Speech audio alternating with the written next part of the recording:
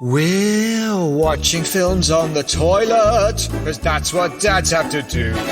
When the movie's unsuitable for your kids, then pretend you need a number two. If you need a break from your family or spouse, there's a lavatorial picture house. Watch Terminator 2 while you're sitting on the loo. Enjoy the whole of Rambo 4 with your trousers on the floor. We're watching films on the toilet. How about you? Too dark, Eamon. It's too dark. It's too dark and it's too cold. It's not fair. Yes, it is. It's cold and dark now. It's not very nice. Is it unfair? Yeah. Yeah, it is unfair. It's unfair. Good. I'm glad we're on the same page. But we were talking offline about this, and I know that you are absolutely delighted with the return of David Cameron to British politics. Yeah, so old D-Cam is back in the picture. You might not know this about Ben, but he's a massive David Cameron fan. Oh, I loved his work with Brexit. I'm all about austerity, and I love performance art with dead pigs. Well, you're very much a One Nation Tory, aren't you? In that you big fan of fox hunting. Oh, they deserve it. Actually, in all seriousness, like these days, I don't care about fox hunting. You hate foxes. Well, they ate my guinea pigs. Of course, I hate them. They did eat your guinea pigs, and that's fair. I almost would vote Tory now.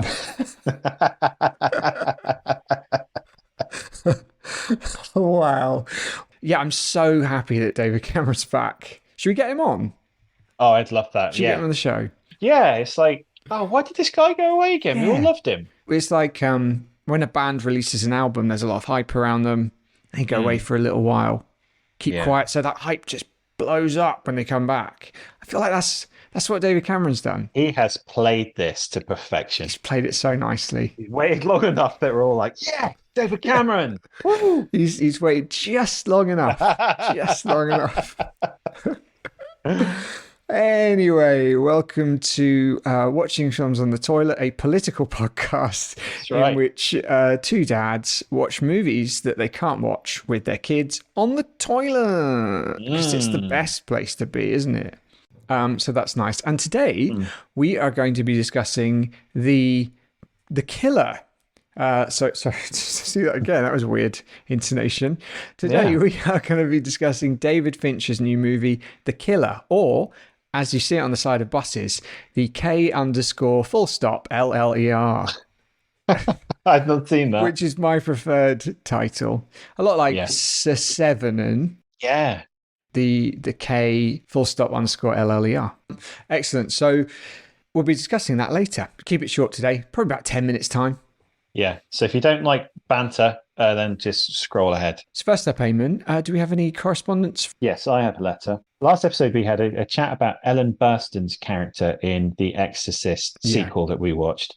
And Ben rightly pointed out it was very lazy writing to make her an author. And we all brainstormed some alternative careers for her, one of which being a photocopy repair lady. Yes. There was then a bit of a tense discussion about how if we'd ever seen a photocopy repair lady, and Ben invited a photocopy repair lady to get in touch. I did. I've never seen one. I did not say that there should not be photocopy repair ladies. I just said I'd never seen one. That's to be clear. Exactly. So this is a letter from someone regarding that. I can't speak. Dear Watching Films on the Toilet, my name is Diane Keaton. No, not the famous actress, but the well-respected photocopy repair woman from High Barnet. Ben asked last episode for any photocopy repair ladies to get in touch, so I thought I'd write in. Whilst it's true that most photocopy repair people are men, there is a small but proud cohort of ladies working in the industry looking to shatter the glass ceiling above us. Believe me, I've seen the eye rolls when I've turned up to an office and the staff were clearly expecting a man, and I've watched each time as those eyeballs turn to reluctant nods of acknowledgement of a job well done. Did you know I was the first person in the UK, man or woman, to successfully replace the fusing unit cover lever and the printhead cleaner on a Rizzo Com Collar 1950 at the same time? It's accomplishments like that led me to win the Photocopy Repair Person of the Year 4 times in a row from 2012 to 2016. Wow. Sadly, I no longer repair photocopiers, as one I was repairing exploded with such force that it blew my arms off. The experts brought in to perform the post-mortem declared that it was due to, and I quote, a series of errors so childlike in their stupidity, it was almost impressive that I managed to make them, and it was like I was trying to make it blow up on purpose. They went on. The feat of turning a usually inert appliance into an instrument of death was like turning a watermelon into an atom bomb. That's right, I did say death. Unfortunately, I did lay waste to an entire floor of workers at the offices of Cancer Research UK, just as they were on the cusp of finding a cure. All of the expertise and research was lost in the carnage I wrought. In the end, I killed far more than I helped, but I still think it was worth it. Yours sincerely, Diane. Wow, what a tragic tale. I know, it was started off really well, didn't it? She was doing so well, and then she killed a load of people. Yeah, and then she killed a load of people, a load of really great people. Yeah. Yeah. Apparently pushed back research decades. Just human errors, I guess. Yeah. Yeah. I mean, anyone could have made them by the same things. It doesn't sound like it. It sounds like only she could have done that. Specifically her. Specifically her. Yes. Yeah, that lady. That woman. Yeah. But she was doing very well up until that point. She won some awards. Up to that point, she did great. She did. It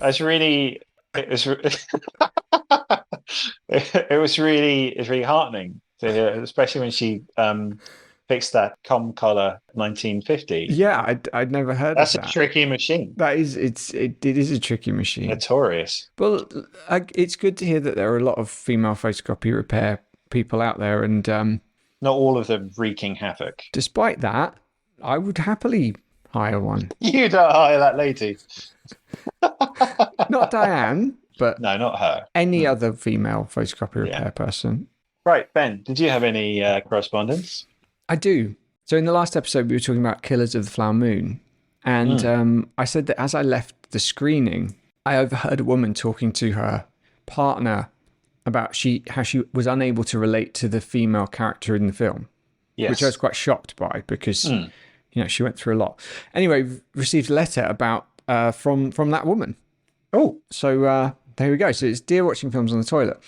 A few weeks ago, I attended a screening of Killers of the Flower Moon with my husband. After watching the long, distressing film, he asked me what I thought of the female protagonist, Molly. I told him that I couldn't relate to her. He seemed surprised. But in the car, I explained that being a wealthy Osage Native American in the early 1900s was a lifestyle choice, and Molly really brought it upon herself.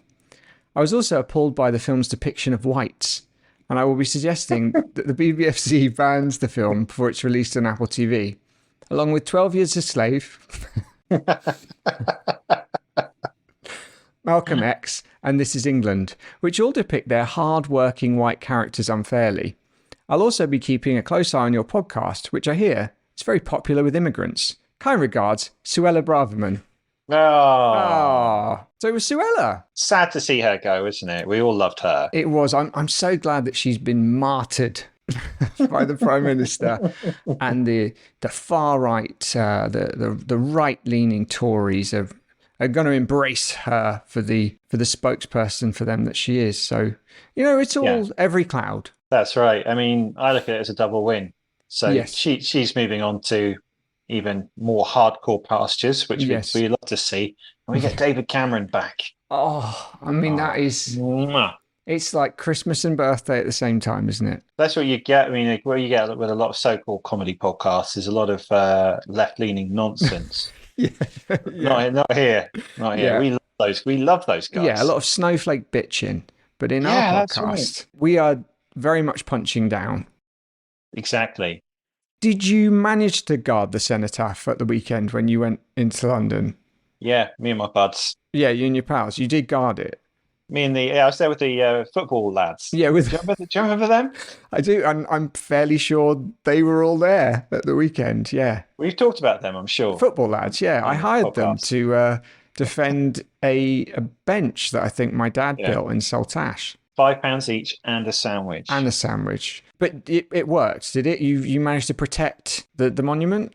Well, in the end, we got bored, so we went off and looked for a fight. So in the end, you just went and chinned the hate speeches. Oh, there's one. Bang, bang, bang, bang. No, I saw you. I saw you on the news. Yeah, good. Well done. So yeah, there we go. Thanks, Aaron. You know what? Thanks for all your hard work. It was really. Not enough people has thanked her for that. Yeah, thanks. No. Thank you, Ben, for It's saying like that. Gillian Keegan when she that whole thing with the schools having the concrete that Yes. that falls down. She was on the news talking about that, and it just off camera she gave an expletive-ridden rant about how no one ever says thank you. No one ever tells you you're doing a good job. So yeah, people don't say that when you're not doing a good job. Like they do say that, but just not to you. I made these schools out of aero, and no one said thanks. No. Aero's got massive bubbles in it, and it's made of mint. It's really good. Yeah. It's got the minty strength that we all crave. Yeah, this is the minty strength that schools need. Yeah. Yeah, and Suella, if you get in touch, we'd love to have you on the pod. We'd love it. She's got a lot of spare time on her hands now. Yeah, listen, we can give you a few ideas Yeah. for some speeches. Yeah. A load of ideas. She's done a lot. She's done a lot for division and hatred in this country, and I take my hat off to her. Don't let the momentum stop. Keep that ball rolling. We'll keep it going. Excellent. So, Eamon, most wonderful time of the podcast. Oh, yeah. What pick a McSweet are we talking about this week? So, Ben, this episode, we're going to do white chocolate jazzies, or some people might know them as white chocolate snowies. Yeah. Disc of white chocolate sprinkled with hundreds and thousands. Hundreds of thousands. Yeah, jazzies. I'm a big fan of jazzies. They tend to be quite thin, so they snap real easy. But if you pop them in your mouth, just let them sort of melt a bit on your tongue. Lovely sweetness. I really like white chocolate. So do I. Yeah, very sweet tooth. It's incredibly sweet. It's pretend, isn't it? It's not chocolate. It's just like, yeah. What is it? It's like, yeah, it's funny, isn't it? Like when people like, on like MasterChef and stuff, they always go like, this is a grown-up pudding. It's boozy, it's bitter, not too sweet. And I always think that sounds like a horrible pudding. Yeah. I want a really sweet pudding, thanks. Yeah, white chocolate. Lots of white chocolate. John has served white chocolate on a bed of white chocolate with a white chocolate dew. That would be nice, wouldn't it? What could that voice be used for other than like introducing food? What else could she produce? Bit too hot for a sat nav, wouldn't it? Yes. You'd get a bit distracted and carried away, I think. You keep on driving to sexy sounding places to get her to say them. Now going to Cockfosters. For some reason, I thought on your left is Kenford Ken. That's super sexy. Ken. Yeah. Woo. After 14 miles, turn right for Truro. Oh man, the sexiest town in the southwest, no doubt. She could do wrestling commentary, like Jim Ross. Yeah. Over Christ's sake, you don't break them in half. She could, like a Jim Rossism. Oh, for Christ's sake. Triple H has broken him in half. This has to stop, King. He's busting wide open. Yeah, so she could do that. It'd take us so long, but I would love to listen to that. Yeah. Well, I did watch Mankind and The Undertaker talk about their infamous Hell in a Cell. Hell in a Cell, yeah. Did you watch that video, the reaction video? It's quite interesting that Undertaker just dished out this horrific punishment on Mankind that very easily could have killed him. What if instead of thumbtacks, he'd thrown out a load of jazzies? Oh, man. Like tombstoned onto a load of jazzies. How do you think that would feel? They're like stuck to your face. But he pretended like they really hurt. Like he was rolling around in the jazzies. Oh, God. He's covered in white chocolate jazzies. He's not getting up, King. The thing is, that voice is good, but I love Jim Ross's voice as well. Like him saying that would be hilarious. Do you think he could do MasterChef? John serving up sea bass. I thought sea bass as well. Nice. Pan roasted sea bass. Oh, for Christ's sake. Oh, they should do a job swap. I would watch both those things so much. And for dessert. It's an eating mess. It's an eating mess. Oh, son of a... But going back to the Jazzies, what's your take on Jazzies? I want a score out of 10. You know how that goes. Yeah. And whether they'd make it to your essential bag. Did you just burp and then blow it out the side of your mouth? Yeah, I did. Yeah.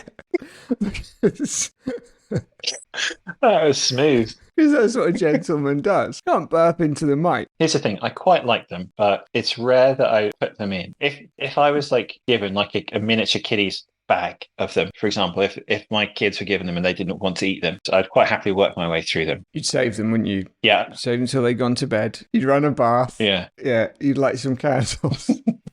Light some candles around the bathroom. Yeah, I would. Yeah. You get in that bath. You get in that hot bath. I'd lay them on the kitchen floor and then tombstone myself onto the Jazzies.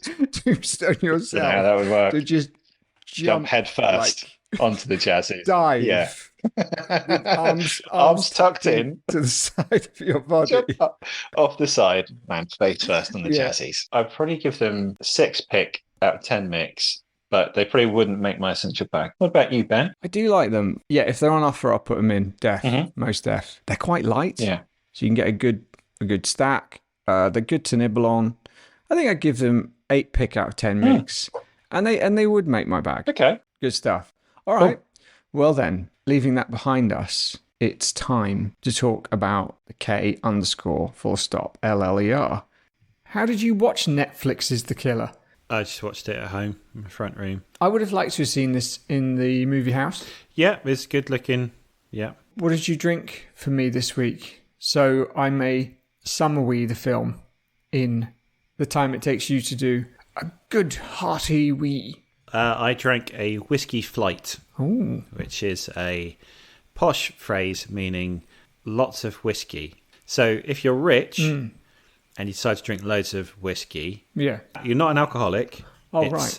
It's a flight. Which is just like a lineup of shots, right? The difference is, instead of just getting like a pint glass and filling that to the very top with whiskey, like the rest of us, they get a special board milled, which has place settings for 4 or 5 different glasses of whiskey that each contain one whiskey, which is ever so slightly different to the last one that you drank, but in no meaningful way. I mean, when you put it that way, makes me want to be rich. Yeah, love those whiskey flights. Yeah, I could get hammered without consequences. Exactly. There are no consequences to a whiskey flight. And how long did you do a wee for? It was 1 minute and 8 seconds. Okay. I mean, this film is fairly slight. I don't think I'm going to need long. Okay, well, let's see how you get on. Let's see. All right. 3, 2, 1, go. So Michael Fassbender is a professional killer / fan of the Smiths who we meet in Paris, where he's waiting for a target to arrive at a hotel. Despite his painstaking preparation, he messes up his shot and kills an innocent dominatrix instead of the fella he was aiming for. We've all done it. He heads back to his home in the Dominican Republic to find his girlfriend has been savagely beaten by a couple of assassins who were looking for him. He then does a bit of violent globetrotting to find their identities, and after a brutal fight in Florida, followed by dinner and drinks in New York, his work is pretty much done. All that's left is the client who hired him in the first place, a billionaire who had no idea that an additional $150K to tie up loose ends would lead to so much trouble. Confident his loose ends are tied up, Fassbender heads back to his place for coffee with his girlfriend. The end. You were right there, 50 seconds. Nice and lean. Yeah. So this film, it was lean, wasn't it? Yeah, not a lot of fat on what I was expecting. Like, almost always, when you're introduced to a character like him, the first scene is them doing their job well. Yes. And everything going to plan. Whereas this just straight away starts with a mess up. It does, which I did enjoy that. I thought that was good. I enjoyed that too. I very much liked the Patrick Bateman-esque narration showing his, misplaced self-confidence. And then basically everything he said is just out the window as soon as he messes up that shot. Yeah, that's right. Yeah. Which I really enjoyed. And then I thought his escape from Paris on the bike was very thrilling. Yes. I liked very much how this film really worked for David Fincher, I think. I don't think anyone else could have pulled this off. Yeah. Because he is known for his very measured, controlled photography. Mm-hmm. And you had moments where the killer was in control, calm. And then as soon as he lost that, he starts shaking the camera a bit, which is something we haven't really seen much before. So he was, it was almost like Fincher was letting loose as well. Yeah, really great opening. How long have you spent in a WeWork office staking out your targets before? Never longer than a few days. I thought you went there every week to do this podcast. No, I do this podcast in one of those, the big yellow storage places. Yes. I hire out the smallest cube you can get, squeeze my way into it, and do it in there. One that you'd use for pets or something? Yeah, one that's usually about the same size as like a washing machine. That's what people do, isn't it? If they go on holiday, they can't find anyone to look after their dog or their cat. They put them in a box for 2 weeks. I think it's fine. Yeah, I think it's okay. Let me ask you a question, Ben. Yeah. Why do you think David Fincher made this film? I think it's about the pursuit of perfectionism and how it's ultimately a waste of time. There's no such thing. I felt that The Killer was a good metaphor for Fincher himself. That's interesting. It's this guy who is meticulous in everything he does, yet misses the mark. So he has to he learns that he is not particularly special. He's not doing this because it's his job. He's actually doing it because he wants to do it. So that whole thing about, he keeps repeating the same things, doesn't he? No empathy. I don't give an F. Yeah. He just says that all the way through. He's trying to convince himself that that's the case. And I think that's what we get in that first scene. He's trying to convince himself that all these things are true, but actually, he's not that guy. I appreciated that, I suppose. I feel like you're not quite as keen on this as I am, just based on your tone. Yeah, I thought that it looked great. And I thought Fassbender is good, and it's really, really well made. But I felt nothing. I felt a little bit invested at the very start, even when he accidentally shoots the dominatrix, because that's like an accident. But it's when he kills the taxi driver, who's really just like an innocent bystander to the whole thing. Yeah. My reaction was like, well, I don't like him anymore, because he just killed someone who he didn't have to kill. So after that, I wasn't rooting for him. I would have been quite happy for him to have not succeeded. I don't know if I was even supposed to be rooting for him, but I had no emotional attachment to this film. I feel that his character developed in that respect as the film went on. So yeah, he did initially mercilessly kill the taxi driver, and that did feel unnecessary, I suppose. But as the film went on, it was like he was considering more whether to kill people or not, like Tilda. And then ultimately he didn't kill the last guy. Yeah. Because he didn't have to. Although the billionaire gets off, which is I know, kind of a kick in the guts. Yeah. I mean, I liked it. I love The Rich. It's one of your kind, isn't it? Of course you love them. Yeah, I'm a big fan of The Rich, and I like it when they win and no one else does. Because it doesn't happen very often, does it? Yeah, it's nice to have a little bit of wish fulfillment. Yeah, everyone feels... Billionaire lived, thank God. But I felt that was his arc. So I do know what you mean. And I know you, in general, have a problem with relating to nasty characters in films. I think I'm more forgiving of that. Just have a stronger set of morals, Ben. Do you? Yeah. Well, who's the one here siding with a cold-blooded killer? Yeah, all right. You won that argument really easily. It was so easy. Oh, hang on. Oh, okay. Here's the thing. I think if he had made this, like, before 7, it would have felt like a much more natural progression. Because, like, the last film he directed was Mank. Yeah. Which is the one that's written by his dad and about the guy who wrote Citizen Kane. Yeah. Which I know is it was a different film for David Fincher. But it just felt really mature, and I loved it. All character, and you really got the Gary Oldman character. He was just so lovable. Whereas this feels like young David Fincher. It feels very clinical and clean. Whereas I think I prefer the stuff he's been doing more recently. So then he did like Gone Girl, which was really, really interesting. Like even like The Social Network. It's just about frat boys and how that frat boy dynamic spins out into like the corporate world.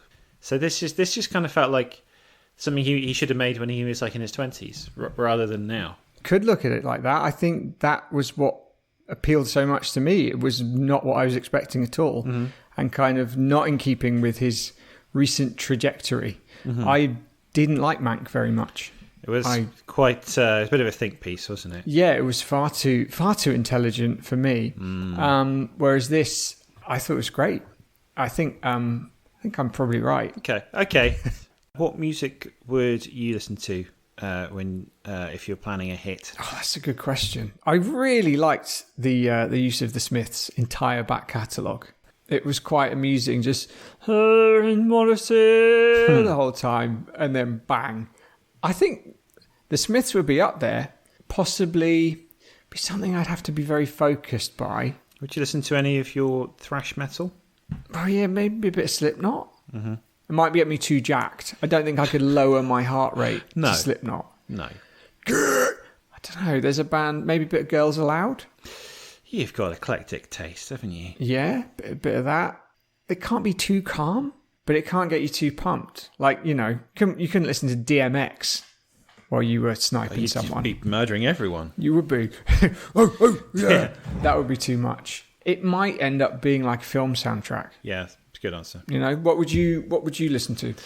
Well, I would never plan a hit, so I wouldn't listen to it. You can't even imagine. There's no point. No.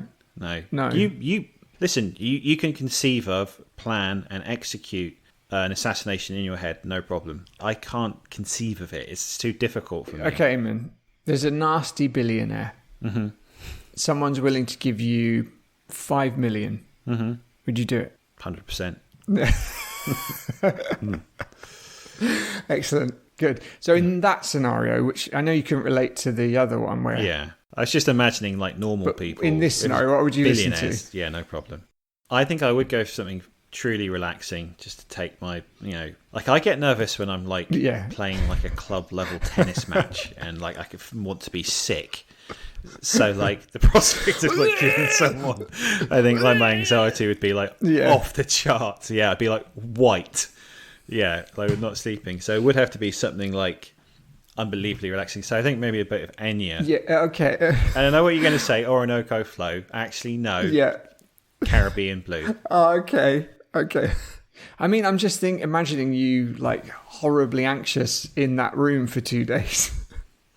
Oh God, it'd be an absolute mess. Wouldn't it? Really it horrible. Would be like strewn with like junk food wrappers and vomit. I'd be really like just like hating myself, like eating really badly.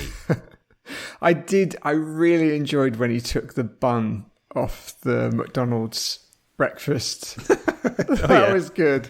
Like no carbs. I do think he was great, Fassbender, and there's one bit that really made me laugh. It's when during that big fight scene, and he's hiding behind like a kitchen counter, and he reaches up into a drawer and he grabs the handle of something, and you obviously assume it's going to be like a cleaver or something, and it's a cheese grater. Yeah, and it's just the look he gives the cheese grater. It's so subtle, but it was really funny. There were some nasty killings. The nails to the guy's chest. Yeah, so he was drowning in his own. That was pretty nasty. He pushes that lady down breaks her neck. Makes it look like an accident. Merciful, though, wasn't it? Which is, that's kind of what she asked for. Yeah, she knew she was going to get it. All these people were pretty awful, other than the taxi guy. But is that not enough? One innocent death. Okay, Ben, what's the number of innocent deaths it would take to get you to say, I'm not sure about this guy anymore? 18. It's a fair few, isn't it? If he'd killed 18 people that weren't involved in the business, then that would have been okay. But he didn't. He was only one. And, he's just a taxi driver, so he was poor. I've told you, Amy, I love the rich. I hate the poor. I was happy to see him go. I tell you what what also made me, I couldn't buy into this, was that if he's this like unbelievably clinical, methodical assassin, he wouldn't have a home life and a girlfriend.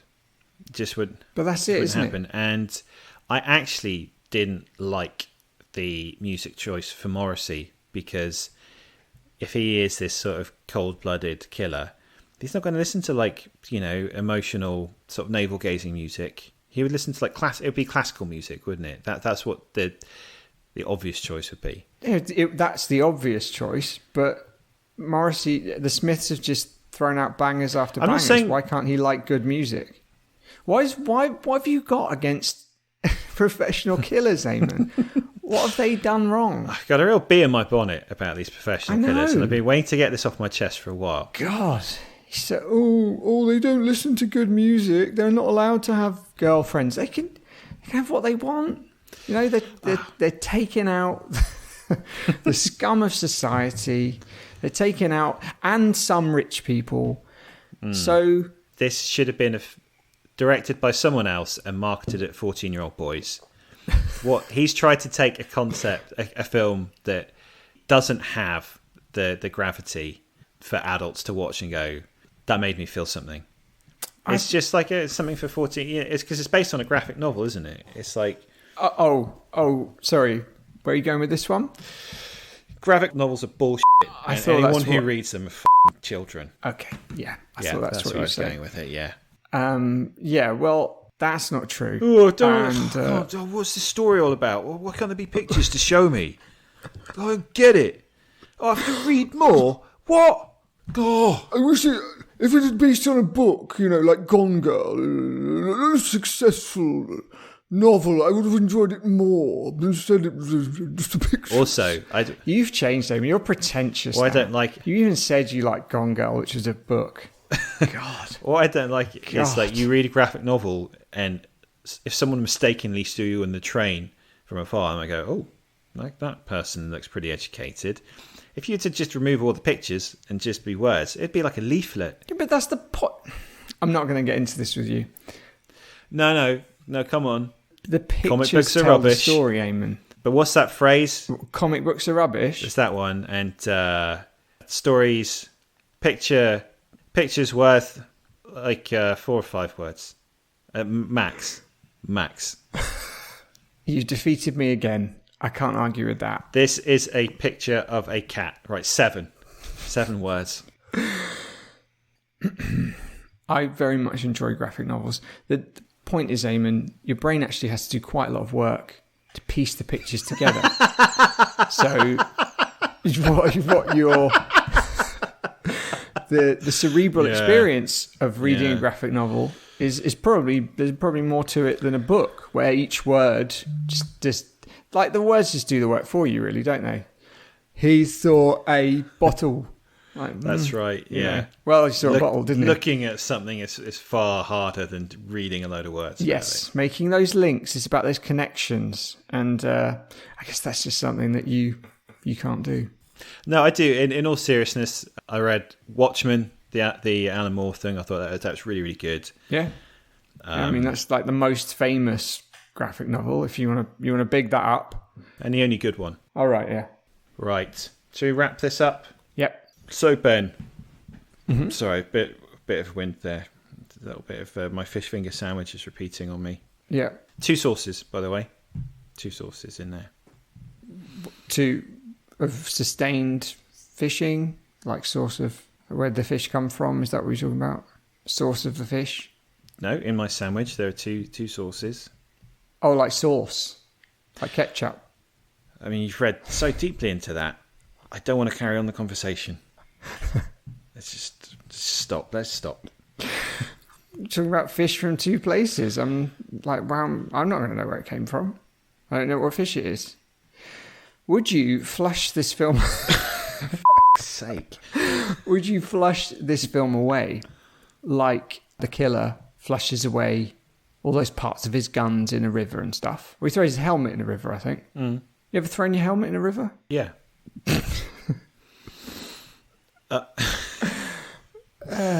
You just wanted to say helmet. Mm-hmm. And I did.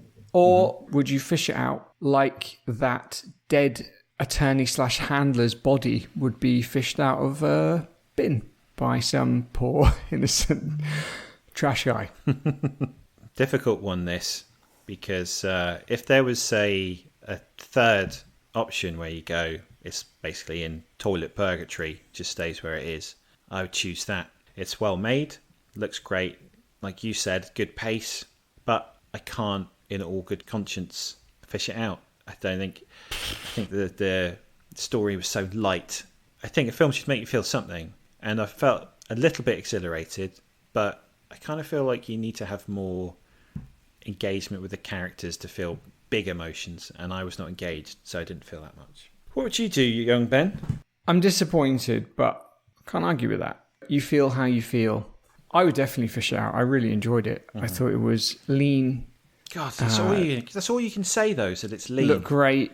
You can say the same thing about a steak. You said the same thing. You said, I couldn't relate. Like, that was your summary. We're just summarising all the things you've already said. So I'm going to say lean again. But I can't say it again. But I'll come up with a new word. Yeah, go on. It was short. And yeah, good. There was no scene was wasted. I really enjoyed Fassbender's performance.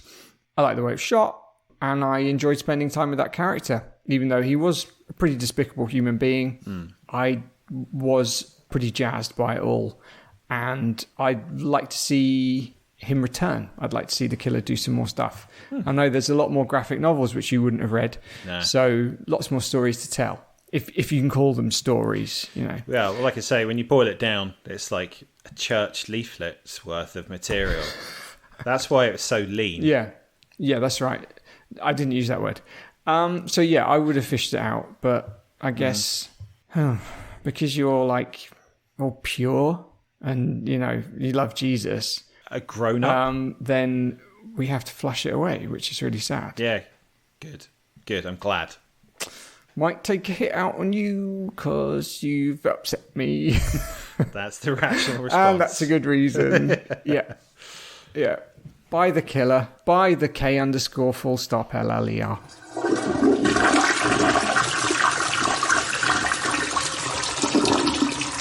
So, time for this episode's top 5. And, I mean, it's not a stretch. We're going to be doing our top 5 assassins in the movies. Yeah. And whoever guesses the most gets to pick the next movie what we done a choose on. Did I lose last time? You did indeed. So I get the first pick. Yeah, you get to choose first. Well, I think you might have picked Anton Chigurh from No Country for Old Men. Yes. If you don't have this, then I don't know what to say. John Wick. I haven't chosen John Wick. I don't think of John Wick as an assassin so much because in those movies, he only kills people who are like after him. We don't really see him doing his work as such. He is an assassin though, isn't he? Yes, he's just like hard, isn't he? Okay. Oh, wow. No, I didn't pick him. My choice. I'm going to go with Martin Blanc. Yes. Really, really good film. That's a double, by the way. All right, well done. Okay, this is a double. Mm-hmm. I'm going to say Vincent, which is Tom Cruise's character in Collateral. No, I didn't choose that. Again, I thought that film was fine. Didn't do a lot for me. I don't know. Tom Cruise bad is a hard pill to swallow. Which is ironic because, I mean, that's him playing. Like, he that's far more true to his actual character. Wasn't a stretch. Looks like I assassinated you. That's one of the most disappointing, games I think I played in this podcast. It was. Yeah, for you. One-way traffic. And I think the audience gutted as well. I was listening to Morrissey the whole time. Yeah, okay. While we were doing that. My point of view was you just dying. Oh, it did in a competitive way. All right, go on. Tell me what your top 5 was. Leon. Of course, yeah, I should have said that one. Jeff Costello from Le Samurai. Mm-hmm. Martin. Benicio del Toro in Sicario. Scary dude. Yeah. And Joubert, played by Max von Sydow in 3 Days of the Condor. Oh. Which is a fantastic conspiracy thriller with Robert Redford. So they were my ones. What about you? I had Jason Bourne because he is technically an assassin. Yeah. I had Tom Cruise in Collateral, Anton Chigurh, Martin Blanc, and I also had Alejandro Gilic, the Benicio del Toro in Sicario. Oh, there you go. So there you go. Right, you get to choose the next film. OMG. All right. I'll tell you what, Eamon. You might not see this one coming, but this is a film I've wanted to rewatch for some time. Okay. 2006, Miami Vice. Oh. Now, I was not a fan of this film when I saw it the first time, I'm willing to give it another go. Okay, so Miami Vice it is. All right, lovely. Well, thanks for listening again. Thanks to our Patreons. Thank our Patreons. So, old Mike Foster, the Foz, he is, what kind of assassination would he be? The old-fashioned throttling with leather gloves.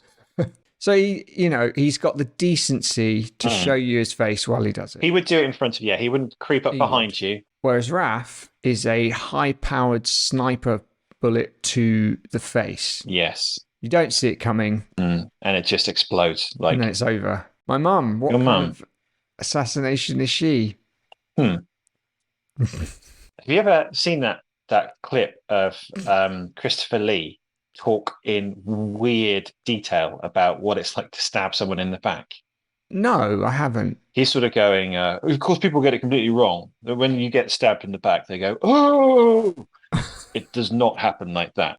When you get stabbed in the back, the air leaves your lungs. So it's much more like this. I think it might have been on like a Lord of the Rings extra. Wow. So anyway, that's your mum, yeah. Okay, stabbing in the back. Like Christopher Lee. And my dad? I feel like he'd be quite like a hammer. There's nothing subtle about a hammer.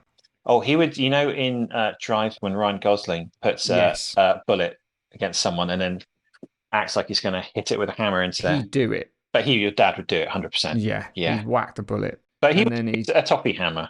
He would use the smallest hammer he could find. A lil hammer. Yeah. That's my new rap name, actually. Lil Hammer. Lil Hammer. I like it. Yeah, Lil Hammer. Yeah. That's my flow. It's good start. Good start. Yeah, Lil Hammer. Yeah. And on it goes into the rap. The rap bit. Yeah, I think I don't need to hear anymore. I know that it's good.